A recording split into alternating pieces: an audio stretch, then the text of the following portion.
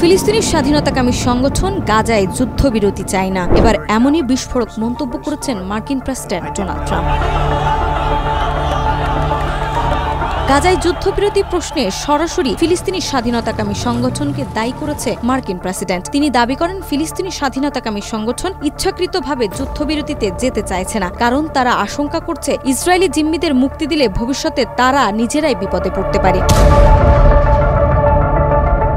White হাউসের সাংবাদিকদের সঙ্গে আলাপকালে 25 জুলাই এই মন্তব্য করেন মার্কিন প্রেসিডেন্ট। তিনি বলেন, আমরা এখানে শেষ কয়েকজন জিম্মিকে মুক্তি করার বিষয়ে আলোচনা করছি, কিন্তু ফিলিস্তিনি স্বাধীনতাকামী সংগঠন জানে সবাইকে ছেড়ে দিলে তাদের সঙ্গে কি ঘটবে, তাই তারা পিছিয়ে আসছে।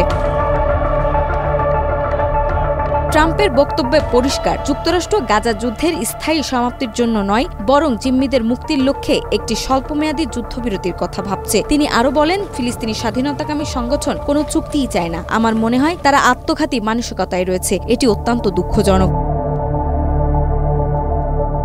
এদিকে যুক্তরাষ্ট্রের এই অবস্থানে বিস্ময় প্রকাশ করেছে ফিলিস্তিনি স্বাধীনতাকামী সংগঠন। একটি বিবৃতিতে গোষ্ঠীটি জানিয়েছে, তারা যুদ্ধবিরতির বিষয়ে আন্তরিক ও মধ্যস্থতাকারীদের প্রচেষ্টা সফল করতে প্রতিশ্রুতিবদ্ধ ছিল। তারা দাবি করেছে, গঠনমূলক ও ইতিবাচক অবস্থান কাতার ও মিশর উভয়ই স্বাগত জানিয়েছে।